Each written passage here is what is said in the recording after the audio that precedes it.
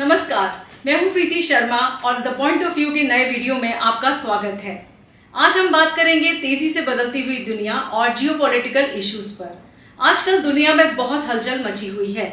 America और Israel ने मिलकर ईरान पर अटैक कर दिया है और इसमें पूरा मिडिल ईस्ट रीजन कॉन्फ्लिक्ट में आ गया है। वहां रशिया और यूक्रेन का युद्ध अभी समाप्त नहीं हुआ है और ग्लोबल सप्लाई चेन्स डिस्टर्ब हो रहे हैं। ऐसा लग रहा है कि दुनिया के पुराने रूल्स अब मायने नहीं रखते। The old order that we knew doesn't stand anymore. इन सब के भारत पर क्या मायने हैं? इन सभी मुद्दों पर आज हम बात कर रहे हैं school of international studies Jawaharlal Nehru university के प्रोफेसर शांतेश कुमार सिंह से। ईस्ट में यूएस और इजराइल के ईरान पर हमले के बाद कॉन्फ्लिक्ट पूरे रीजन में फैल गया है।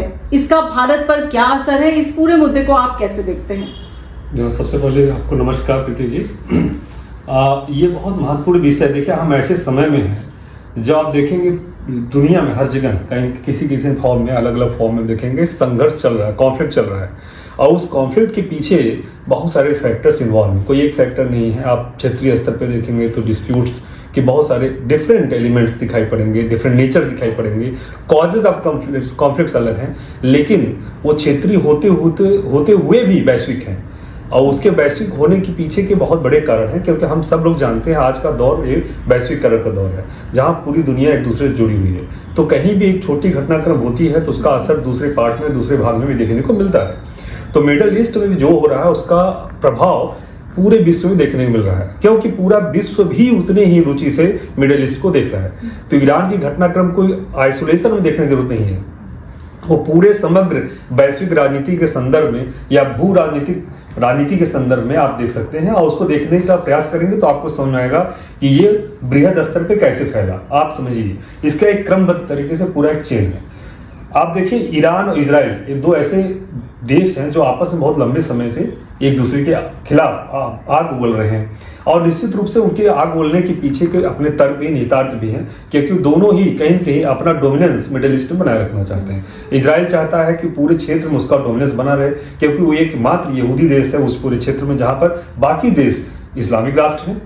वहीं पे ईरान चाहता है कि वहां पे पूरा ऐसा सिस्टम इवॉल्व हो जो बार बार कहता है कि पूरी अल्लाह ऐसा करे कि इजराइल ही पूरा खत्म हो जाए और वो पूरा क्षेत्र बेसिकली इस्लामिक क्षेत्र बन के उभरे और जिसमें ईरान का बेसिकली डोमिनेंस बना रहे, प्रभुत्व बना रहे। उनकी अपनी एक एम ये है। ये दोनों के बीच का कॉन्फ्लिक्ट कहीं कहीं ब्रॉडर स्तर देखेंगे बाहर निकल के जाता है, यहीं पे लिमिटेड नहीं है। आप देखिए, इजराइल का एग्जिस्टेंस कहीं से है तो वो है, आप देखेंगे America is the biggest backbone of Israel in that particular reason. जैसा जो हम जानते हैं, आप पूरी दुनिया जानती है 1990 के बाद से पूरी दुनिया यूनिपोलर है, एक ध्रुवीय है, जो अमेरिका द्वारा नियंत्रित होती है, कंट्रोल होती है और उस कंट्रोल में बहुत सारे एक्टर्स जो है यूएस ने अलग अलग रीजन में डिप्लॉय किए हुए हैं। तो उस कॉन्टेक्स्ट में देखेंगे उनका सबसे बड़ा एक्टर कोई है उस पूरी रीजन में तो वो इजराइल है, इसको प्रोटेक्ट करते हैं। और दूसरा फैक्टर इजराइल की तरफ से भी अमेरिका में, अमेरिका की राजनीति में बहुत बड़ा प्रभावशाली जो वर्ग है बेसिकली वो यहूदियत है, जो रिच कहते हैं, वहाँ पे जो पावरफुल है, जो इन्फ्लुएंशियल बेसिकली जो कहते हैं, जो प्रभाव डालते हैं पूरी राजनीति पे। तो कहेंगे उनकी इंटरनल डोमेस्टिक जो पॉलिटिक्स होती है वो भी दबाव डालती है सरकारों पे या पॉलिटिकल पार्टीज पे वो इजराइल को बैक करें।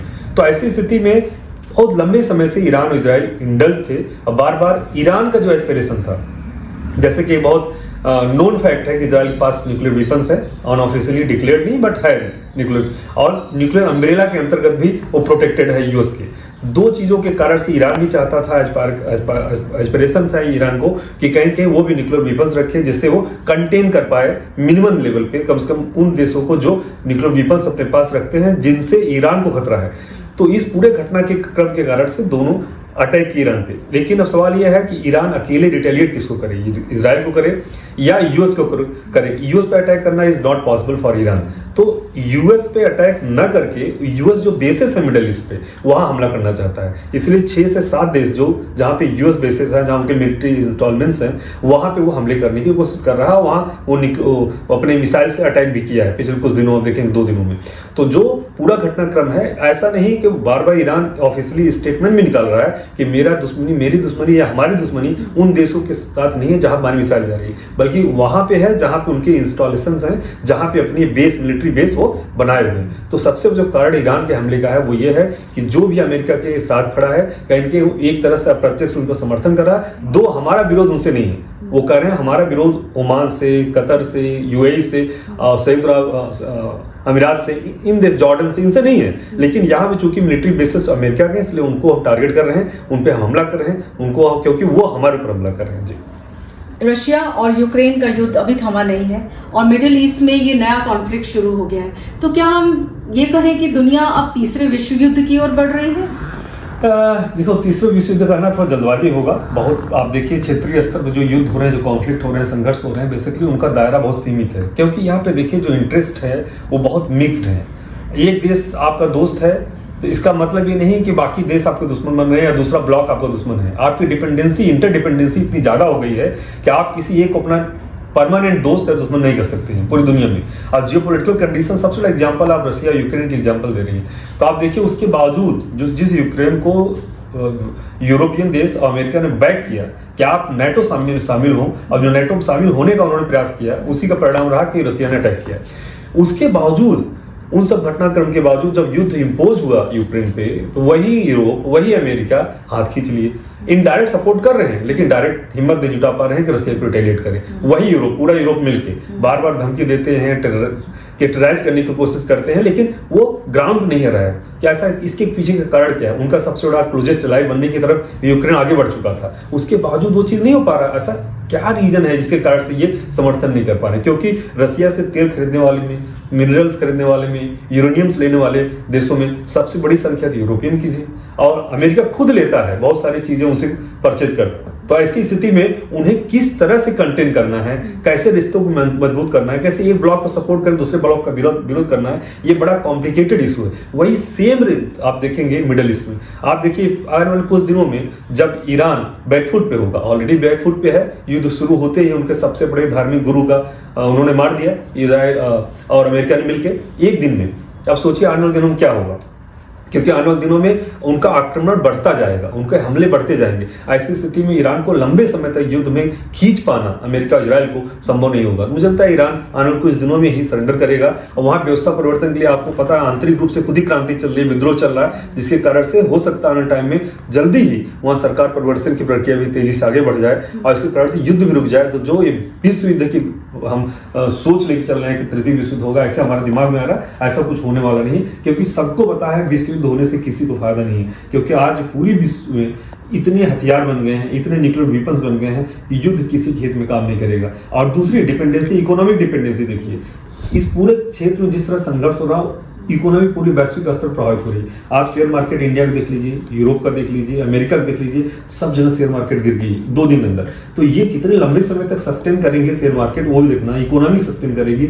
आप देखिए ट्रांसपोर्टेशन हो रहे हैं, इंपोर्ट्स एक्सपोर्ट्स प्रभावित हो रहे हैं। मुझे लगता है कि ऐसे माहौल में जब पूरी दुनिया को चलाने वाली फोर्स इकोनॉमी है, जो अर्थव्यवस्था चलाती है दुनिया को, मुझे लगता नहीं कि लंबे समय तक युद्ध चलेगा।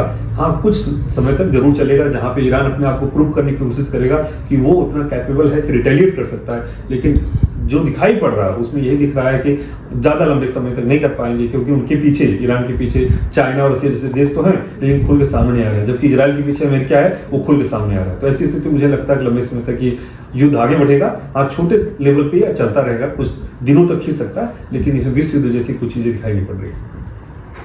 तो भारत पर इसके क्या इम्प्लीकेशंस हैं? हमने देखा कि प्रधानमंत्री मोदी इजराइल विजिट पर गए और इसके तो कुछ दिन बाद ही ये जो कॉन्फ्लिक्ट है वो शुरू हो गया। तो भारत पर इसके क्या इम्प्लीकेशंस? इससे तो देखिए ये एक बड़ा तबका भारत में भी बोल रहा है कि मोदी जी एक दिन पहले जाते हैं, अगले दिन इजराइल अटैक कर देता है। तो कहीं ऐसा तो नहीं कि पीछे कोई बड़ी कुछ योजना बनाई जाए, कुछ बड़ा कॉन्स्पिरेसी हो रही है, ऐसा नहीं है। देखिए भारत और इजराइल के बीच बहुत प्रगाढ़ संबंध है। बेसिकली 2014 के बाद जैसे मोदी जी आए, सबको पता है कि भारत का इजराइल से बहुत ही क्लोज रिलेशनशिप है। आज चाहे आर्म्स डेवलपमेंट की हो, तो आर्म्स शेयरिंग की बात हो, इकोनॉमिक कोलैबोरेशन की बात हो, टेक्नोलॉजिकल ट्रांसफर की बात हो, चाहे वो जॉब प्रोवाइड करने की बात हो, सब जगह इजराइल आगे बढ़ करके भारत की मदद करता है। अब ऐसी स्थिति में जब सबको पता है कि भारत के पड़ोस में चाइना और पाकिस्तान जैसे राइवल्स खड़े हैं जो हमेशा भारत को बुरी दृष्टि से, बुरी नजर से देखने की कोशिश करते हैं, ऐसी स्थिति में आपको एक मजबूत पार्टनर की जरूरत पड़ती है, और वो पार्टनर सबसे सबसे अच्छा पार्टनर आपका इजराइल है। तो ऐसी स्थिति में जो उनका विजिट था बेसिकली वो बायलैटरल रिलेशंस को मजबूत करना था। No doubt behind the table कुछ और बहुत कुछ बातें होंगी, अंडर द टेबल बहुत सारी बातें हुई होंगी, लेकिन वो बातें क्या हैं वो सामने नहीं आई। लेकिन एक असेसमेंट, एक बड़ा वर्ग ये भी कहता है कि निश्चित रूप से जो बातें हुई हैं उसमें ये भी था कि भारत के हित हमला करने के बाद जो ईरान से जुड़े हैं वो कैसे प्रभावित होंगे, उसको कैसे रिजॉल्व किया जाएगा, क्योंकि इजराइल और इंडिया बहुत क्लोजली काम कर रहे हैं। तो कहीं ना कहीं ये पहले से प्लान था। देखिए, एक जो घटनाक्रम हुआ जिसको लेकर विपक्ष और तमाम लोग आक्रामक भी है मोदी जी के ऊपर, और नरेंद्र मोदी जी के ट्वीट्स पे जो अभी रिसेंटली आया उसमें यह है कि मोदी जी ने ट्वीट किया संयुक्त अरब अमीरात पे जो हमला हुआ ईरान की तरफ से, उस पर आलोचना की उन्होंने किया। इजराइल पे जो हमले हो रहे हैं उसके बारे में बात किया, लेकिन ईरान पे जो हमले हुए उसके बारे में उन्होंने नहीं बोला। जबकि आज के कुछ साल पहले 2020 में जब वहाँ के राष्ट्रपति मरे थे तो यहाँ पे एक दिन का शोक घोषित किया गया था। ऐसी परिस्थिति में क्योंकि जियोपॉलिटिकल सर्कमस्टेंसेस चेंज हो रही हैं, अब ये निश्चित है कि वहाँ सरकार बदलनी है। तो जो सरकार जा रही है, क्या उसके साथ हम खड़े होकर के बाकी देशों से अपने विरोध में खड़ा करें, या फिर जो नई सरकार आने वाली उसके साथ मिल करके आगे अपने राष्ट्रीय हितों की पूर्ति करने का प्रयास करें। तो मुझे लगता है कोई भी स्मार्ट कंट्री जो होगा, जो अपने राष्ट्रीय हित को प्रायोरिटी में रखता है, वो ऐसे ही दृष्टिकोण के साथ आगे बढ़ेगा कि बहुत सारे देशों को नाराज करके किसी एक देश को खुश करने की जरूरत नहीं है। क्योंकि नैतिकता, आदर्श की राजनीति भारत बहुत सालों तक करता है। अब यहाँ व्यवहारिक राजनीति करने का समय आ गया, तो नरेंद्र मोदी हो सकता है व्यवहारिक राजनीति कर रहे हैं। तो इसराइल ने अभी हेक्सागन ऑफ अलायंस की भी बात की, जिसमें कुछ मेडिटेरेनियन कंट्रीज, कुछ एशियन कंट्रीज, अभी उन्होंने बताया नहीं कि कौन कौन कंट्रीज होंगी, लेकिन इस तरह की बात की जा रही है जिसमें इंडिया भी शामिल है। तो ये क्या है हेक्सागन ऑफ अलायंस और इसको आप कैसे देखते हैं? देखिए, हेक्सागन ऑफ अलायंस बेसिकली एक ऐसे ग्रुप है जिस यूएस लेड ग्रुप है, जिसमें बहुत सारी कंट्रीज अपने इंटरेस्ट को प्रोटेक्ट करने के लिए, जिसमें टेक्नोलॉजिकल ट्रांसफर बात हो रही है, एआई जो जनरेशन चल रहा है और बहुत एडवांस टेक्नोलॉजी को यूज करने की बात हो रही है, कैसे हम एक दूसरे मिल करके हेल्प कर सकते हैं। आप देखिए जो पूरा जनरेशन है कैसे आगे बढ़ रहा है, इकोनॉमी जो कॉन्टेस्ट में कैसे एक दूसरे को सहयोग कर सकते हैं। पहले देखिए भारत उससे बाहर था, आप डोनाल्ड ट्रंप के साथ देखिए पिछले 2 सालों में कैसे, 1 साल में, लास्ट 1 ईयर में कैसे खींचतान मची। डोनाल्ड ट्रंप ने टैरिफ्स को बढ़ा दिया भारत पे, और रेसिप्रोकल रेट 25% बढ़ाया, फिर पेनल्टी लगा दिया 25%, जो 10% था 50% पहुंच गया। तो ऐसी स्थिति में एक ऐसा माहौल बन गया था कि भारत के खिलाफ अमेरिका है। लेकिन देखिए पिछले कुछ दिनों में घटनाक्रम बहुत तेजी से बढ़ा है। भारत और अमेरिका का जो ट्रेड डील था वो भी आगे बढ़ रहा है, होने की संभावनाएं हैं, बहुत प्रबल संभावनाएं हैं। उसी कड़ी में, उसी क्रम में इसको भी देखना चाहिए। आप इसको नहीं कह सकते अलग है। आप देखिए कॉरिडोर बनाने की बात भारत कर रहा है, उसी क्रम में ये भी एक इनिशिएटिव जिसके लेके भारत तमाम देशों को जोड़ने की, जो यूरोप प्रयास कर रहा है उसमें, सॉरी अमेरिका प्रयास कर रहा है, उसमें ही भारत भी शामिल हो चुका है। भारत को भी उतनी इंपॉर्टेंट, उतनी प्रायोरिटी अमेरिका और इजराइल दे रहे हैं, बाकी जितने अपने पार्टनर्स को दे रहे हैं। जो अभी तक देखने मिल रहा था कि भारत को किनारे लगा जा रहा है, स्ट्रेटेजिकली भारत को आइसोलेट करने की कोशिश डोनाल्ड ट्रंप कर रहे हैं, वो नहीं होता दिख रहा है, क्योंकि वो एक सड़ी घटनाक्रम था, वो पूरी दुनिया को झकझोरने की कोशिश थी। आप देखिए जिस तरह से वो, चाहे कनाडा हो, चाहे मैक्सिको हो, चाहे यूरोप हो, चाहे जापान हो, तमाम देशों को उन्होंने टैरिफ इंपोज किया था, एक इकलौता भारत ही नहीं था। तो ये बड़ा वर्ग ऐसा एक तबका आके निकला था कि भारत के साथ तो जो इतने सालों में बनाए थे, जो हमने बीज बनाया था, वो कहीं कहीं वाइनिश किया जा रहा है, पूरा ये वेस्ट हो रहा है। तो ऐसा वो नहीं हो रहा, भारत को फिर वापस अपने ट्रैक पर लाने की कोशिश कर रहे हैं, और उनको पता है भारत उनके लिए एक स्ट्रेटेजिक, मजबूत स्ट्रेटेजिक पार्टनर है। अगर भारत के साथ जुड़ के काम करेंगे तो उनके राष्ट्रीय हितों की पूर्ति हो सकेगी, और बाकी उनके जो विरोधी हैं, जैसे चाइना है, ऐसे देशों को जो कंटेन करने की कोशिश करा अमेरिका की इस डोमिनेंस को, उसको कहेंगे बैलेंस करने के लिए भारत सबसे महत्वपूर्ण एक एक्टर है। तो ऐसी परिस्थिति में जो पूरा एक बन रहा है नेक्सस, उसमें हर एलिमेंट, चाहे वो टेक्नोलॉजी ले लीजिए, इकोनॉमिक कॉरिडोर से जियोपॉलिटिकल नेक्सस लीजिए, हर तरीके से काम किया जा रहा है। प्रोफेसर, ईरान पे हमला होने के बाद जो स्टेट ऑफ हॉर्मुज है, जहां से वो तेल सप्लाई करते हैं, वहां वो भी पता चला है कि बंद कर दिया गया है। तो ग्लोबल एनर्जी सप्लाई चेन में आप हमें कहाँ देखते हैं? क्योंकि ऑलरेडी रशिया से तेल ना लेने का प्रेशर डोनाल्ड ट्रम्प हमारे ऊपर बनाते रहे हैं। तो अब अगर ईरान भी नहीं, तो फिर हमारे देश की इकोनॉमी की क्या स्थिति होगी? कच्चे तेल के भाव बढ़ेंगे, महंगाई बढ़ेगी, तो इस सब में आप क्या देखते हैं? देखिए, ये महत्वपूर्ण विषय है। मुझे लगता है ये भारतीय दृष्टिकोण से अगर आप देखने की कोशिश करेंगे तो निश्चित रूप से एक चिंताजनक बात है। लेकिन आपका रीजन इतना स्ट्रांग है, मुझे लगता है आने वाले कुछ दिनों या महीनों तक देख सकता हूँ, आपके ऊपर ज्यादा दबाव देखने को नहीं मिलेगा। हाँ, लेकिन अगर युद्ध ये लंबे समय तक खींचता है तो निश्चित रूप से इसका असर देखने को मिलेगा। लेकिन मुझे लगता नहीं कि ये बहुत लंबे समय तक चलेगा। हाँ, नो डाउट भारतीय जो डिपेंडेंसी है, बेसिकली आप पूरे स्टेट ऑफ हॉर्मुज बहुत ज्यादा है। आप ऑलमोस्ट 35-40% आपके LNG हो गए, आपके ऑयल हो गया, वो सप्लाई से दूर से, तो निश्चित रूप से डिस्टर्ब हो रहे हैं, प्रभावित हो रहे हैं। लेकिन सिर्फ भारत के लिए होना ऐसा नहीं है, और इसके साथ साथ वो रूट एक हमें चैनल प्रोवाइड करता है जिसके माध्यम से हम तमाम देशों को अलग अलग प्रोडक्ट्स सप्लाई भी करते हैं। और आप देखिए टी एग्जांपल लीजिए, चाय जिसको कहते हैं भारत में, चाय का सबसे बड़ा बायर, लार्जेस्ट बायर कौन है? ईरान। तो हमारी वो जो टी इंडस्ट्री है सबसे बुरी तरह प्रभावित होगी, हमारी आप गैस वो प्रभावित होगी, हमारे बेसिकली एलएनजी जो सप्लाई होती है वो प्रभावित होगी। लेकिन सवाल है कितने दिनों तक ये लंबा या कितने लंबे समय तक युद्ध खिंचता है। अगर लंबे समय तक चलता है, कई दिनों तक चलता है, तो निश्चित रूप से प्रभाव पड़ेगा, दुष्प्रभाव पड़ेगा भारतीय अर्थव्यवस्था में। लेकिन मुझे नहीं लगता लंबे समय तक चलेगा। इसके बाद भी अगर मान लो लंबे समय तक चलता भी है, तो भारतीय अलग अल्टरनेटिव्स को ढूंढने की कोशिश करते हैं। भारत पे बहुत दबाव डाला गया कि रसिया से तेल न खरीदें, भारत ने इसको आज तक मना नहीं किया, अगर रसिया से ऑयल नहीं रहे। नो डाउट डोनाल्ड ट्रंप बार बार कहते हैं भारत मान गया है, नहीं लेगा, भारत का राय नहीं लेगा। भारतीय सरकार से आप कभी नहीं सुनेंगे। इवन रसियन जो वहाँ के मिनिस्टर हैं वो बोल रहे हैं, वहाँ गवर्नमेंट बोल रही है कि भारत की तरफ से हमें ऐसा कोई मैसेज नहीं आया कि हम आपका तेल नहीं खरीदना चाहते हैं। इट मीन्स जो बोल रहे हैं डोनाल्ड ट्रंप की तरफ बोल रहे हैं। डोनाल्ड ट्रंप तो आज सुबह कुछ बोलते हैं, शाम कुछ बोलते हैं। मुझे लगता है इस पर ज़्यादा विश्वास नहीं करने की जरूरत है। हाँ, नो डाउट अभी तो पैनिक पूरी दुनिया में फैली हुई है इस युद्ध को लेकर, और प्रभाव भी पड़ेगा, तो भारत में उससे छूता नहीं रहेगा निश्चित रूप से। तो प्रोफेसर, इस पूरे मिडिल ईस्ट के क्राइसिस में आप पाकिस्तान की भूमिका को कहाँ देखते हैं? हम देख रहे हैं कि पाकिस्तान कुछ समय से चाइना अपने पुराने दोस्त को छोड़ के अब डोनाल्ड ट्रंप की तरफ उसने रुख किया है, तो पाकिस्तान के बारे में आप देखिए, पाकिस्तान एक पता नहीं कि बहुत अनरिलायबल कंट्री है, जिसको जहाँ पे पैसा मिलता है वहाँ चला जाता है, और जहां लाभ मिलता है उसी के साथ खड़ा रहता है। और इसी कारण से तमाम वो देश जो मजबूत हैं पाकिस्तान को हमेशा एक पपेट के रूप में यूज करते हैं। यही रीजन रहा कि 1947 में आज़ाद हुआ पाकिस्तान, आज भी पूरा देश टूटने के कगार खड़ा है। अब वही भी 1947 में देश भारत है जो चौथी सबसे बड़ी इकोनॉमी बन गया और सबसे बड़ी लार्जेस्ट आर्मी बनी हुई है, वहाँ शक्ति बनने की तरफ चल रहा है, सुपर पावर बनने की तरफ आगे बढ़ रहा है। ऐसा क्या रीजन पाकिस्तान कमजोर पड़ गए? उसकी सबसे बड़ी यही जो पॉलिसीज हैं या वहाँ के जो एलिमेंट्स कह सकते हैं, जो वहाँ पूरी स्टेट एलिमेंट्स हैं या नॉन सोशल एलिमेंट्स में कह सकता हूँ, वो है। उसमें आप ले लीजिए, मैं तो वहाँ के आर्मी को सबसे बड़ा नॉन सोशल बोलता हूँ एलिमेंट अगर वहाँ का आर्मी है। वहाँ टेररिस्ट ऑर्गेनाइजेशंस हैं, फंडामेंटलिस्ट हैं, रेडिकलिस्ट हैं, ये लोग जो हैं पॉलिटिकल पार्टीज हैं। वहाँ पे देश में किसी को इंटरेस्ट नहीं है राष्ट्रीय हित की पूर्ति करने, वहाँ पे अपने व्यक्तिगत हितों की पूर्ति करने से लगे हैं। सेना कहा जाता है वहाँ के व्यापारी है, वहाँ की आर्मी नहीं है। सेना अपनी सेना को अपने सैनिकों को खुद बाहर भेजता पैसे लेके।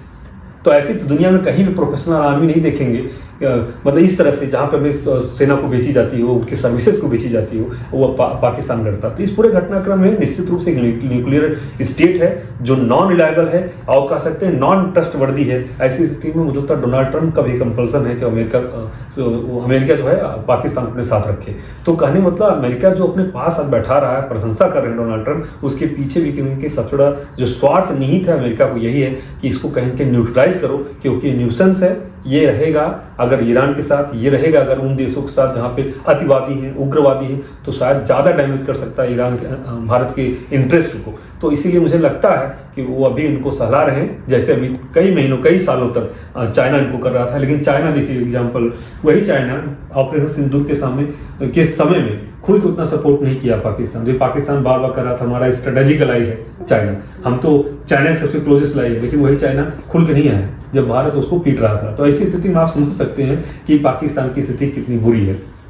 एक और पॉइंट बताना चाह रहा था, वो था जैसे हमारा एक कॉरिडोर डेवलपमेंट करने की बात है, जो मुझे लगता है जो आप बता रहे थे कि मोदी जी एक दिन जस्ट पहले गए। आप देखिए पूरा इजराइल ले लीजिए, ईरान में अगर सरकार बदलती, सत्ता परिवर्तन होता है, उस स्थिति में आप देखेंगे तो ईरान, अफगानिस्तान, देखिए ईरान, पाकिस्तान, अफगानिस्तान अभी वार में इंडल्ज है। आप देखिए ऐसा ये कोई मतलब बिना सहयोग नहीं है, ये पूरा ही प्लान्ड है कि पाकिस्तान और अफगानिस्तान ऐसे समय युद्ध में घिरे हुए हैं। जब वहां इजराइल, अमेरिका, ईरान पे हमला करने वाले हैं, जबकि अफगानिस्तान ईरान का बॉर्डर से करता है, पाकिस्तान ईरान का बॉर्डर से करता है, ये दोनों आपस में लड़े हैं। तो ऐसी स्थिति में वो ईरान का ध्यान नहीं जाएगा। तो कहीं ना कहीं वो डाइवर्जन क्रिएट किया गया। और ये भी है कि भारत, अफगानिस्तान, ईरान सरकार बदल जाएगी, ईरान प्लस इजराइल मिलकर एक अच्छा कॉरिडोर बना सकते हैं, जो आपके मिलिटरीली या स्ट्रेटेजिकली जो कह लो एक अच्छा कॉरिडोर बन सकता है। इकोनॉमिकली वो कॉपरेट कर सकते हैं, जो मैं भी आपको बता रहा था कि IEEG जिसको कहते हैं, India middle east European corridor जो बात की जा रही है, वो कॉरिडोर भी रिवाइव किया जा सकता है, मजबूत किया जा सकता है, जो भारतीय हितों के लिए काम करे। जो चाइना का जो कहते हैं BRI, ओबोर जो कहते हैं, उसको कंटेन में बहुत महत्वपूर्ण भूमिका निभा सकता है। तो अब आते हैं डोनाल्ड ट्रंप पर। आखिर अमेरिकी राष्ट्रपति डोनाल्ड ट्रंप चाहते क्या हैं? इस पूरी दुनिया की उथल पुथल के पीछे आपको क्या लगता है कि उनके क्या इंटरेस्ट है? देखिए निश्चित रूप से इससे बहुत बड़ा बहस होता है। बहुत सारे लोग कहते हैं डोनाल्ड ट्रंप जो बहुत सूझबूझ के साथ काम कर रहे हैं। ऐसा नहीं डोनाल्ड ट्रंप नहीं जानते कि इसका असर क्या होगा और क्या प्रभाव। देखिए एक बात तो सामने निकल के आ गई है, एक साल डोनाल्ड ट्रंप ने ये बात रीइंस्टेट किया है कि आज भी वर्तमान समय में अमेरिका ही दुनिया का बादशाह है। जो बार बार कहा जा रहा था कि चाइना चैलेंज कर रहा है, चाइना अमेरिका को रिप्लेस करने जा रहा है, वो नहीं होने वाला। आप देखिए सबसे जीवंत उदाहरण आप सबसे हमारे सामने अभी जो हो रही घटनाक्रम वो ईरान की है। ईरान में देख लीजिए इतने सब होने के बावजूद क्या चाइना सामने आकर ईरान को बैक कर रहा है? क्या युद्ध में शामिल हुआ? आप देखेंगे बिल्कुल नहीं हुआ। हाँ, इनडायरेक्टली वो हथियार प्रोवाइड करने की बात कर रहा है, बहुत सारे सपोर्ट, एक प्रेशर क्रिएट करने की कोशिश किया, लेकिन वो संभव नहीं हुआ, सफल नहीं हुआ। ऐसी स्थिति में आप देख रही होंगी कहीं न कहीं आपको ये बात दिखेगा डोनाल्ड ट्रंप का जो प्रयास था, चाहे इकोनॉमी हो, चाहे मिलिटरी हो, चाहे जियोपॉलिटिकल डोमिनेंस की बात हो, हर तरीके अपने आप को खड़ा कर दिए। आप देखिए जो वैश्विक संगठन है, जो कहते हैं मल्टीपोलर, जिसको कहते हैं मल्टीलेटरल इंस्टीट्यूशंस की बात करते हैं, जैसे यूनाइटेड नेशंस ऑर्गेनाइजेशन है, WHO है, इन सब में भी यूएस जिस तरह से अपने आप की उपस्थिति के माध्यम से दुनिया को लाभ पहुंचा रहा था या फिर रेगुलेट करने की कोशिश कर रहा था, अचानक से विड्रॉ कर लिया। विड्रॉ करने का क्या मतलब है? एक सिंपल मतलब है कि हम नहीं है तो ऐसी व्यवस्थाएं अपने आप कोलैप्स हो जाएंगी, चलेंगी नहीं। तो पूरी दुनिया को महसूस कराने की कोशिश कर रहे हैं। आपकी इकोनॉमी अच्छा इसलिए कर रहे हैं क्योंकि अमेरिका आपके साथ है। हम आपसे अलग हो जाएंगे, टैरिफ इंपोज कर देंगे कि आपकी इकोनॉमी उतनी बुरी तरह प्रभावित होगी जितनी बाकी और देशों की हो रही है। तो अमेरिका से अलग होकर आप वैश्विक राजनीति की परिकल्पना भी नहीं कर सकते। जो बार बार कहा जा रहा था कि ये बाइपोलरिटी की बात की जा रही थी, मल्टीपोलरिटी की, अब हो रहा है, लेकिन ऐसा कुछ नहीं होना। अमेरिका आज भी कर रहा है, आने वाले कई सालों तक अमेरिका उतनी मजबूती से खड़ा रहेगा और पूरी दुनिया पे डंडे चलाता रहेगा। तो कहने मतलब उनकी स्थिति मजबूत है, ये प्रूव करने की कोशिश अमेरिका कर रहा था। मुझे लगता है यही सबसे बड़ा ऑब्जेक्टिव था डोनाल्ड ट्रंप का। तो इंडिया ने रिसेंटली अभी कई डील्स किए हैं। हमने देखा फ्रांस के साथ, न्यूजीलैंड के साथ, UAE के साथ और यूरोपियन यूनियन के साथ, जिसे मदर ऑफ ऑल डील्स कहा जा रहा है। तो इस बदलते जियोपॉलिटिकल एनवायरनमेंट में इन डील्स की क्या सिग्निफिकेंस है और इंडिया को ये कैसे हेल्प करेंगे? निश्चित रूप देखिए यहाँ एक महत्वपूर्ण एक भारत की कूटनीति का भी एक बहुत बड़ी परीक्षा थी। ऐसे दौर में जो आप देख रहे हो कि आपको इतना अच्छा एक बहुत बड़ा एलाई जो कहते हैं ना, लार्जेस्ट एलाई कर सकते हैं या नेचुरल एलाई जो कहते हैं अमेरिका, वहीं से आपको पनिशमेंट मिल रही हो, जहाँ पे 25% टैरिफ रेसिप्रोकल लगाया जाता है, बाद पेनल्टी 25% लगाई जाती है और उसके बाद आपकी इकोनॉमी बहुत बुरा असर पड़ता है। और तब जब आप थर्ड लार्जेस्ट इकोनॉमी बनने की तरफ परिकल्पना के साथ आगे बढ़ रहे होते हैं। तो ऐसी स्थिति में हमें ये सोचना है कि भारत किस तरह से अपनी राष्ट्रीय हितों की पूर्ति कर सकता है, अपने मार्केट को बचा सकता है, अपनी अर्थव्यवस्था को स्टेबल बनाए रख सकता है, ये सोचने की जरूरत है। तो भारत में ही स्मार्ट जो डिप्लोमेसी यूज किया पूरे इस दौर में, आप देखिए चाहे वो छोटे छोटे कंट्रीज जितने रहे उनके साथ नेगोशिएशन किया, डील किया, 1-to-1 बायलैटरल नेगोशिएशंस डील्स किया, लेकिन साथ साथ जो कहते हैं मदर ऑफ ऑल डील्स जिसको कहते हैं इंडिया और यूरोप का, वो बहुत बड़ी एक डील थी जिसके कारण से कहीं न कहीं बैकफुट पे गया अमेरिका जो बार बार सोच रहा था कि हमारे पनिशमेंट से इंडिया की इकोनॉमी डेड हो जाएगी, जिसको डोनाल्ड ट्रंप भी कहते थे India economy is dead economy, लेकिन वो हुआ नहीं, उल्टा इसके बावजूद इंडियन इकोनॉमी तेजी से आगे ग्रो कर रही है, बढ़ रही है। तो ऐसी परिस्थिति में India has played a very smart diplomacy to sustain to maintain the growth of India's economy. और जो आप दिखा रहा, चाहे वर्ल्ड बैंक हो, चाहे IMF हो, जितनी बड़ी बड़ी एजेंसी सब प्रेडिक्शंस दे रही हैं कि इंडिया ही दुनिया की सबसे लार्जेस्ट इकोनॉमी है, ग्रोइंग इकोनॉमी है। आप ये देखिए सबसे लार्जेस्ट इकोनॉमी के साथ साथ जो कहा गया कि लास्ट ईयर जो रिपोर्ट है IMF की, उसमें बोला गया कि लास्ट ईयर ग्लोबल GDP में सबसे ज़्यादा कंट्रीब्यूशन करने वाले देशों में चाइना नंबर 1 पे 27% है और इंडिया 17% है, अमेरिका से 9% है। जस्ट इमेजिन कि भारत की भूमिका कितनी तेजी से आगे बढ़ रही है। जो डोनाल्ड ट्रंप डेड इकोनॉमी कह रहे हैं, वही डोनाल्ड ट्रंप भारत के साथ फिर ट्रेड डील करने के लिए वापस ट्रैक पे आ गए। तो कहने से कुछ नहीं होता। भारत एक मजबूत देश है, मजबूती के साथ आगे बढ़ रहा है और वर्तमान सरकार की नीतियों के कारण से बता रहा हूँ, बहुत सारे देश भारत के साथ क्लोजली काम करने की अपेक्षा रखते हैं। आप एक दूसरा एग्जाम्पल देख लीजिए, अभी विजिट चल ही रहा है, कनाडा के प्राइम मिनिस्टर भारत आए हुए हैं। वो कनाडा जिसका भारत के साथ 36 आंकड़ा हो गया था। हम सब जानते हैं कि हम लोग सब चिंतित भी थे कि कनाडा में भारत अच्छा एलाई था, अच्छा दोस्त था, लेकिन अचानक से ही कनाडा और इंडिया के बीच इतना खाई आ गई थी। तो वो खाई अचानक कैसे पड़ गई? तो ये भी डिप्लोमेटिक इंगेजमेंट्स का नतीजा है। ये वर्तमान सरकार की विजनरी लीडरशिप की बात। भारत कभी बैकफुट नहीं रहा कनाडा फ्रंट पे। आपको दोस्त बने रहना ठीक है, नहीं रहना तो ठीक है, लेकिन हम बैकफुट नहीं रहेंगे, क्योंकि आप जो एलिगेशंस इंडिया की सरकार खिलाफ लगा रहे हैं वो सही नहीं। तो भारत कहीं न कहीं और भारत सरकार कहीं कहीं सुनिश्चित है, सुदृढ़ है और मजबूती के साथ सामरिक तरीके, सामरिक मुद्दों पर आगे बढ़ रही है। तो इसी तरह से अमेरिका, चाहे वो वापसी हो अमेरिका भारत संबंधों में, चाहे कनाडा की वापसी हो संबंधों में, चाहे यूरोप का जो मदर ऑफ ऑल डील्स की बात करें वो हो, और चाहे बायलैटरल ट्रेड डील्स की बात, चाहे कनाडा की बात हो, ऑस्ट्रेलिया का आपने बात करें, न्यूजीलैंड की बात कर रहे हैं, तमाम गल्फ कंट्रीज की बात कर रहे हैं, और इन कंट्रीज से तो हमारे रिलेशन स्ट्रांग हो रहे हैं, मजबूत हो रहे हैं, उसके पीछे ये कहीं कहीं दूरदृष्टा जो लीडरशिप है वो काम कर रही है। इमैनुअल मैक्रोन जो फ्रेंच प्रेसिडेंट है, उनकी बात करें तो उन्होंने अभी रिसेंटली दौरा खत्म किया है भारत का, और अब हम देख रहे हैं कि डोनाल्ड ट्रंप के खिलाफ भी वो काफ़ी बोल रहे हैं और कह रहे हैं कि यूरोपियन यूनियन को आगे आना चाहिए। इस तरह के बयान हमने देखे, तो उनके बारे में, उनकी भूमिका के बारे में आप क्या कहेंगे? देखिए, आप बहुत इंपॉर्टेंट पॉइंट उठा रहे हैं। आप समझने की कोशिश किया, अमेरिका के सबसे क्लोजेस्ट अलाई क्या रहा है आज तक इतिहास में, सेकेंड वर्ल्ड वॉर के बाद, और उससे पहले भी मैं कह सकता हूँ बहुत लंबे समय तक अमेरिका यूरोप सबसे क्लोजेस्ट लाई थे। ऐसे इंटीग्रेटेड थे जो पॉलिटिकल और मिलिटरली, बेसिकली आपको लगता था दोनों एक ही है। लेकिन डोनाल्ड ट्रंप ने ऐसा महसूस कराया यूरोपियन कंट्रीज को कि नहीं, एक नहीं है, आपके इंटरेस्ट अलग हैं, आपके सिस्टम्स अलग हैं, आपकी सरकारें अलग हैं, आपकी लीडरशिप अलग है, और आपका ग्लोबल इंगेजमेंट्स अलग है। तो ऐसी स्थिति में यूरोपियन देश जो कभी एक समय में बहुत सुपर पावर हुआ करते थे, इंक्लूडिंग ब्रिटेन, जर्मनी, पोलैंड और फ्रांस, जिसकी आप बात कर रही हैं फ्रांस की, तो ये देश भी बेचैनी है। देखिए 25% उन पर टैरिफ बढ़ा दिया गया था। ऐसा नहीं कि सिर्फ इन्हीं देशों के साथ, जो भारत के ही 36% तक को देशों पे इम्पोज किया वहाँ पे। जापान जैसा देश का तो सबसे क्लोजेस्ट लाई है, क्योंकि कहते हैं कि 91वां देश है अमेरिका, ऐसा बोलने वाले बोलते हैं सामरिक रूप से, उन पे भी टैरिफ इम्पोज कर दिए 35% तो ऐसी स्थिति में आप समझ पाइए, समझने की कोशिश करिए, क्या वो देश जो हमेशा अमेरिका को प्रायोरिटी दिए एक लीडर की भूमिका में, और अमेरिका उनके नेतृत्व में दुनिया में हर ऑपरेशन शामिल रहे, आज जब उन पे ही हमला हो रहा है अमेरिका की तरफ से, डोनाल्ड ट्रंप की तरफ से, क्या वो खुश महसूस कर रहे होंगे? तो ऑब्वियस बात है, नहीं कर रहे होंगे। तो जो फ्रेंच गवर्नमेंट है, या फिर जो और बाकी गवर्नमेंट्स यूरोप की हैं, वो सब स्थिति में, आप देखिए ग्रीनलैंड का एग्जांपल ले लीजिए, ग्रीनलैंड में किस तरह से घटना घटी। आप देखिए पूरा उन्होंने बोला ग्रीनलैंड हमारा है, अब हम इसको अपने मिलाएंगे, नहीं मानेंगे तो हम मिलिट्रीली मिलाएंगे। डेनमार्क सरकार नाराज हो गई, तो ऐसे में और सरकार भी जो जुड़ी थी वहाँ की सरकारें यूरोप की, सब नाराज हो गई। तो जो European Union as basically group, एक एसोसिएशन के रूप में उन्होंने क्रिटिसाइज किया, हमला किया, उसमें अलग अलग नेता अलग अलग टाइम पे अलग अलग मुद्दों की बात रख रहे हैं, चाहे वो मेलोनी हो, चाहे मैक्रोन हो, चाहे और भी नेता जो हो, सब ने किसी किसी तरीके से हमला करने की कोशिश। मैक्रोन का जो पूरा स्टेटमेंट आप बोल रहे हैं, कहीं कि उसी की एक क्रम में है, और सब लोग फ्रस्ट्रेटेड फील कर रहे हैं डोनाल्ड ट्रंप की इस पॉलिसी से। लेकिन आप विश्वास रखिए, ये लंबे समय तक नहीं चलेगा, ये क्षणिक है। आने वाले कुछ समय में फिर से वो दोनों एक टेबल में बैठेंगे, आप बात करेंगे, और फिर उसी तरह की राजनीति में शामिल, क्योंकि उनको पता है अलग हो जाएंगे तो उनका नुकसान होगा, और साथ मिलकर काम करेंगे उनके लिए प्रोटेक्शन होगा, प्रोटेक्टेड होंगे। क्योंकि विश्व की राजनीति बहुत तेजी से बदल रही है, जहाँ पे चाइना जैसा प्लेयर मौके की तलाश में बैठा है, कभी आपस में लड़े और हमारी जो बढ़त हो वो हासिल हो।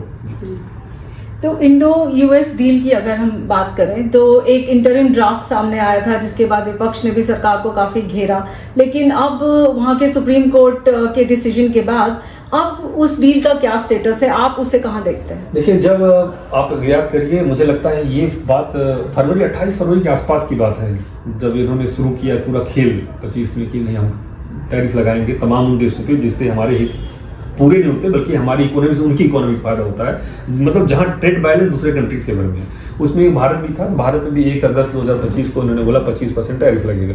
27 अगस्त के बाद उन्होंने बोला 25% और लगेंगे, मतलब 50% टोटल टैरिफ, जबकि भारत में ओरिजिनली टैरिफ जो लगाया था वो 10% के करीब था टोटल। तो अभी जो सुप्रीम कोर्ट का वर्डिक्ट आया, यही आया कि 10% वापस हो गया वो टैरिफ। तो जो हमारा ट्रेड डील हो रहा था, ट्रेड डील में कहा गया कि भारत पर जो टैरिफ लगेंगे 50% रिड्यूस करके 26% के आसपास होंगे। तब भी जो 10% था उससे 16% ज़्यादा, तो भारत के लिए बहुत फायदे का सौदा तो नहीं था। लेकिन फायदे सौदा इस कॉन्टेक्स्ट में था कि वो 50% घट के 26% आ रहा था। कम से कम निगोसिएशन चल रहे थे, बातचीत चल रही थी, हो सकता है 26 घट के फिर 15% या 14% या 12-13% पे आते, जो गवर्नमेंट की एक प्रयास था उस दिशा में आगे बढ़े। लेकिन सुप्रीम कोर्ट के इंटरवेंशन के बाद जो 50% में पहुंचाया था वो वापस घट के वो 10% पे आ गया। तो जो अभी इम्प्लीमेंटेशन की बात है, दोनों पक्ष सहमत हो गए हैं कि अभी हम अपने ट्रेड डील को आगे नहीं बढ़ाएंगे, क्योंकि सुप्रीम कोर्ट ने जिस वर्डिक्ट दिया है उससे वो आगे नहीं जा सकते हैं, और करेंगे तो वहां सुप्रीम कोर्ट इसको कंटेम्प्ट ऑफ कोर्ट मानेगी और सरकार को पनिश भी कर सकती है, उसके खिलाफ वर्डिक्ट दी। क्यों ऐसा हुआ आप समझने की कोशिश करिए। एक बड़ा चेन है वहां पे, यूएस में बेसिकली ये पॉलिसी है, इस तरह से जब आप करते हैं, जैसे कहते हैं ना कि इस तरह पॉलिसी जब लागू करते हैं टैरिफ्स की, तो वहां पे आपको कांग्रेस का और सीनेट पे तमाम जगहों पर ले जाना पड़ता है, क्योंकि ये विदेशी मामलों से जुड़े मुद्दे हैं, वहां आपका अप्रूवल लेना होता है। डोनाल्ड ट्रंप के केस में उन्होंने इन मुद्दों को वहां पे लेके गए नहीं, उन्होंने इसको emergency economic power, international emergency economic power act है 1977, सेगमेंट, उसके अंतर्गत बोलते हुए कहा कि ये हम इसलिए लगा रहे हैं क्योंकि इमरजेंसी सिचुएशन है, क्योंकि हमारी इकोनॉमी बहुत तेजी से नीचे जा रही है, जबकि ऐसा कोर्ट का मानना है कि ऐसा कोई इमरजेंसी देश में नहीं आई थी। रिलेशंस बनते हैं, कहीं हम प्रॉफिट में हैं, कहीं लॉस में हैं, एक तरीका होता है, लेकिन जिनके साथ प्रॉफिट है उन पर टैरिफ नहीं बढ़ाएंगे, जहां आप लॉस वहां टैरिफ लगा देंगे, क्योंकि इकोनॉमी का पोल है, सेंटर पॉइंट है। आप अगर इस तरह करेंगे तो बाकी देशों को नुकसान पहुंचेगा, और वो तब जब आपके अपने घरेलू जो नियम कानून है उसका अवहेलना करके। तो इसलिए आपका जो पॉलिसी है वो गलत है, उसको उन्होंने सस्पेंड कर दिया, रद्द कर दिया। अब सवाल एक दूसरा उठ के आ रहा है, पिछले एक साल में जो टैरिफ से पैसे मिले उनको, बिलियंस ऑफ डॉलर्स, वहां पे मिलियंस ऑफ डॉलर्स पर, वो पैसे वापस कैसे करेंगे, सवाल है। डोनाल्ड ट्रंप के लिए बड़ी सरदर्दी बन के आने वाली है, क्या वो पैसे वापस करेंगे या वो कैसे करेंगे। डोनाल्ड ट्रंप ने जो दुहाई दे रहे थे कोर्ट में, उनका यही था कि अगर ये हमारे खिलाफ जाएगा तो हमारे देश के लिए बहुत बड़ी इकोनॉमिक ड्रॉबैक होगा, लेकिन कोर्ट तो नियम कानून चलती है, तो कोर्ट ने बोला हमें इससे लेना नहीं, गलती आपकी है, भुगतान आप करिए जी। इसलिए वो हायर कोर्ट पर मूव करने की कोशिश कर रहे हैं, और बड़ी जो बेंच होगी उसमें ले जाने की कोशिश कर रहे हैं, लेकिन मुझे लगता नहीं उसमें सक्सेसफुल होंगे, क्योंकि वहाँ का नियम, वहाँ कानून बहुत क्लियर है, और किसी तरह से भी अपनी इच्छाओं में, अपनी जो उनकी इच्छाएं हो पूरी नहीं पाएंगे। तो अब ये डील किस तरह से आगे बढ़ेगी, और क्या हम उम्मीद करें कि इस साल के मध्य तक इस पर कुछ फैसला हो सकता है? हाँ, निश्चित रूप से। देखिए, अभी जो इस वर्तमान स्थिति इसमें तो सस्पेंड कर दी गई है, जो तमाम रेसिप्रोकल टैरिफ हो गए मुद्दे, अभी 10% कोर्ट के हिसाब से वापस आ गए। अगर ये कह रहे हैं हम फिर से ले आएंगे, अब कानूनी प्रक्रिया को पालन करते हुए ले आएंगे, कर रहे हैं हम, अब कांग्रेस से जाएंगे, लेके आएंगे, वो प्रक्रिया बहुत लंबी है और वो आसान भी नहीं, क्योंकि कांग्रेस और सीनेट के अंदर ही बहुत सारे लोग नाराज बैठे हैं, जो बार बार स्टेटमेंट भी दे रहे हैं डोनाल्ड ट्रंप के खिलाफ कि जो कर रहे हैं मनमानी है, ये देश के हितों के अगेंस्ट है। क्यों? उसका रीजन है क्योंकि जो आप टैरिफ इंपोज कर रहे हैं, ऐसा नहीं दूसरे देश को पनिश कर रहे हैं, आप अपने देश को पनिश कर रहे हैं। उनकी इकोनॉमी सफर कर रही है, उनके यहाँ प्रोडक्ट्स महंगे होते जा रहे हैं, वहाँ बेरोजगारी का आलम बहुत बढ़ता जा रहा है। तो ऐसा नहीं आपको ही बहुत प्रॉफिट है, आपको भी लॉस है। तो वहाँ भी कहीं कहीं एक विरोध की भावना बहुत तेजी से, मजबूती से उभर रही है, जो कहीं न कहीं डोनाल्ड ट्रंप को मजबूर करेगी कि जो इस तरह से तरह की डिस्टर्बिंग पॉलिसीज बना रहे हैं मतलब कि पूरी व्यवस्था में, उसको रोकें और जो एक व्यवस्थित दुनिया की तरफ आगे बढ़ने की कोशिश करनी चाहिए उधर आगे बढ़ें। और दूसरा एक पॉइंट आप देखिए, उनकी जो विड्रॉल है, चाहे यूनाइटेड नेशंस ऑर्गेनाइजेशन हो, चाहे WHO हो, तमाम अलग मल्टीलेटरल प्लेटफॉर्म्स हो, आप देखिए उन सबसे अमेरिका की साख कमजोर हुई, मजबूत नहीं हो रही।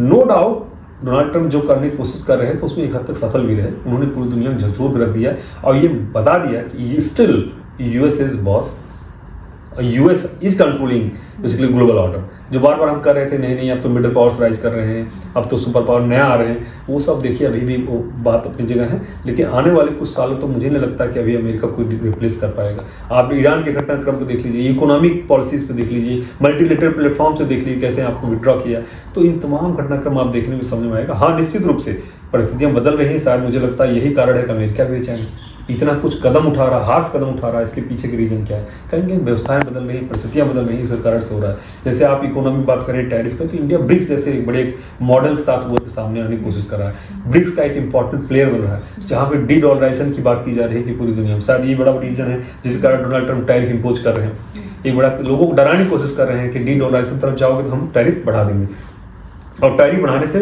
पूरी इकोनॉमी प्रभावित होगी, सभी की इकोनॉमी प्रभावित, इंक्लूडिंग भारत भी।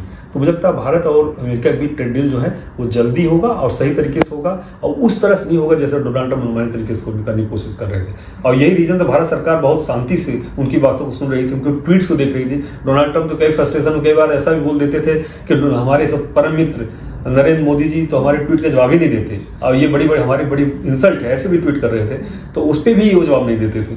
तो मतलब कहीं हमारी नेतृत्व ने ये दिखाया कि गंभीरता होनी चाहिए, समय के अनुकूल अपने आप ढालना चाहिए, चुपचाप रह के देखना चाहिए, बहुत रिएक्टिव होकर अपनी राष्ट्रीय हितों की पूर्ति नहीं कर सकते और ऐसे अनस्टेबल वर्ल्ड पॉलिटिक्स में। तो भारत अब ये समझता है कि आर्टिफिशियल इंटेलिजेंस और टेक्नोलॉजी दुनिया को डोमिनेट करने वाली है, और अभी हमने देखा राजधानी में इंटरनेशनल AI समिट भी आयोजित किया गया था, तो उसमें हमें पैक्ट सिलिका में शामिल होने का भी न्योता मिला। इस सब को आप कैसे देखते हैं, क्योंकि AI और रेयर अर्थ और टेक्नोलॉजी ये सब भी जियोपॉलिटिक्स का पार्ट बन गए हैं? जी निश्चित रूप, देखिए आप आप मजबूत देश कैसे बनेंगे? आप बदलते जो समय बदल रहा है बेसिकली उसके अनुकूल अपने आप ढालने की कोशिश करिए। अब दुनिया जानती है कि टेक्नोलॉजी का एज है। अभी आप देखिए रिसेंट ऑपरेशन सिंदूर में जिस तरह से भारत पाकिस्तान के बीच युद्ध हुआ, वहाँ टेक्नोलॉजी का सबसे बेस्ट एग्जाम्पल देखने को मिला कि एक दूसरे बॉर्डर क्रॉस नहीं किए, यहीं बैठे बैठे हमने ऑपरेशन सिंदूर को कंडक्ट किया और ऊपर कैसे ही मिसाइल ड्रोन्स के यूज किए गए। सेम वही चीज़ अभी हम देख रहे हैं मिडल ईस्ट में, वही सेम चीज़ हमने देखा रसिया और यूक्रेन में। ऐसी स्थिति में आप समझिए टेक्नोलॉजी की इंपॉर्टेंस कितनी ज़्यादा बढ़ती जा रही है। सेमीकंडक्टर एक one of the important instrument for the economic stability basically strength of any country in the world. चाहे जिस कंट्री का आप देखिए सबसे पहले सेमीकंडक्टर सबसे जिन देशों को, छोटा सा देश तो ताइवान ले लीजिए, सिंगापुर ले लीजिए, इतनी मजबूत देश, इतनी बड़ी इकोनॉमी बनने के पीछे बहुत बड़ा कारण ये जो टेक्नोलॉजिकल एडवांसमेंट ही है। वही रीजन है, अमेरिका है, यूरोप है, जापान है, तमाम देश आगे से बढ़ रहे हैं, साउथ कोरिया है, ये देश मजबूती से आगे बढ़ रहे हैं। तो ऐसे स्थिति में भारत क्या वही कन्वेंशनली परचेज करते रहेगा या भारत मेड इन इंडिया जो करते हैं, मेक इन इंडिया जो करते हैं, उसको लेके आगे बढ़े? इस विजन को बढ़ने के पीछे या इसको लेके जब आगे बढ़ रहे होंगे, आपको तमाम उन देशों के सहयोग की अपेक्षा होगी जो मजबूत हैं इस क्षेत्र में। आप देखिए जो मजबूत देश हैं वो कहीं कहीं पैक्स सेलिका में मेंबर है। आप देखिए उस पर इजराइल भी है, जापान है, सिंगापुर है, साउथ कोरिया है, यूके, ये देश है। और इन देशों के क्लब में भारत अगर शामिल हो रहा है अमेरिका के साथ, तो बहुत बड़ी उपलब्धि भारत सरकार की जो बात है। एआई समिट में भी हमने प्रूव कराया अपनी दुनिया को। आप अगर याद करिए कुछ दिन पहले वर्ल्ड इकोनॉमिक फोरम में वहाँ पे जो रिपोर्ट निकाला गया एआई का, उसमें कैटेगरी बी में भारत को डाल दिया गया था, जिसपे वैष्णो ने बोला था। तो उन्होंने बोला था, अपने आईटी मिनिस्टर ने बोला कि उसमें कि ये जो है आपका असेसमेंट वो गलत है। ये बहुत बड़ी बात है कि आप डायरेक्ट से बैठे हो और बात कर रहे हो और बोल रहे हो कि आपकी रिपोर्ट गलत है, जो आप असेसमेंट है। Bharat is one of the most leading country in terms of AI. हम बहुत तेजी से आगे बढ़ रहे हैं और फ्रंट कंट्री, हम बैक सीटर, बैंक वेंचर नहीं है। जो आप कह रहे हैं कि बी कैटेगरी कंट्री में आता है भारत, बिल्कुल गलत रिपोर्ट। तो कहने का मतलब ये डेयरिंगनेस हमारे पास इसलिए आ रहा है क्योंकि हम तेजी से अपना पांव जमा रहे हैं। उसी के कुछ दिनों बाद एआई समिट दिल्ली में होती है, जिसमें 85 कंट्री आपकी स्टेटमेंट पे साइन करते हैं, जो हम यहाँ पे, और 3 बड़े अंतर्राष्ट्रीय संगठन भी साइन करते हैं। तमाम लोग फ्रंट पे आके बड़े बड़े जो दुनिया की कंपनीज एआई की हैं वो यहाँ आती हैं, हम डिस्कस करती हैं, भारत के भविष्य की बात करती हैं, इन्वेस्टमेंट की बात करती हैं। हैदराबाद हो गया, बेंगलोर हो गया, ग्रेटर नोएडा हो गया, तमाम जगह बड़े बड़े प्लान। इसी क्रम आप देखिए अभी रिसेंटली जहाँ कल ही या परसों ही फर्स्ट सेमीकंडक्टर प्लांट भारत में खुला, अभी नोएडा में इसका उद्घाटन हुआ। तो भारत पहली बार खोला, लेकिन देखिए आने वाले 5 सालों में मुझे लगता है बहुत सारे राज्यों में सेमीकंडक्टर प्लांट्स खुलेंगे। अब भारत एक मजबूत राष्ट्र बनेगा। तो कहने का मतलब इस चीज़ को वो देश भी रियलाइज कर रहे हैं जो आज टॉप पे हैं कि भारत की क्या इंपॉर्टेंस है, क्या कैपेबिलिटीज़ है, कितनी स्किल है। तो मुझे लगता है वो भी मजबूर है, ऐसा नहीं कह सकते कि भारत की ही ज़रूरत है, उनकी भी ज़रूरत भारत है और भारत की ज़रूरत भी वो है। तो मिलजुल के ही काम करने से पता है कि ये ग्रुप आगे बढ़ सकता है, आगे मजबूती से बढ़ सकता है। जी, अभी हमने देखा कि हवाई हमले ईरान पर किए गए और पहले ही खोमेनी जो उनके सुप्रीम लीडर थे उनकी हत्या कर दी गई। तो क्या ये इतिहास में पहली बार होगा कि सिर्फ हवाई हमलों की मदद से ही सत्ता परिवर्तन कर दिया जाएगा? क्योंकि डोनाल्ड ट्रंप के तो बहुत बड़े एम्बिशंस हैं, वो वहाँ पे नई सत्ता को अपनी प्रो सत्ता को लाना चाहते हैं। तो क्या ये वो थ्रू हवाई हमले ही अचीव कर सकते हैं या निकट भविष्य में हम उनके सोल्जर्स भी वहाँ उतरते हुए देखेंगे? देखिए आज समय बदल चुका है। मैं बार बार बोल रहा हूँ कि टेक्नोलॉजी की इसमें ज़रूरत नहीं है, आप वहाँ पे जो है सेना या आर्मी आपको भेजने की ज़रूरत है ग्राउंड पे। क्यों? क्योंकि आपका काम अगर एयरफोर्स ही कर दे रही है या मिसाइल से कर दे रही है तो ज़रूरत नहीं है, नंबर 1। नंबर 2 पॉइंट, ईरान की स्थितियाँ थोड़ी अलग है। ईरान में आप देखिए कि इंटरनली ही रिवोल्ट हुआ था। आप अगर याद करिए कुछ दिन पहले ही बहुत बड़े स्तर पर वहाँ विद्रोह हुआ।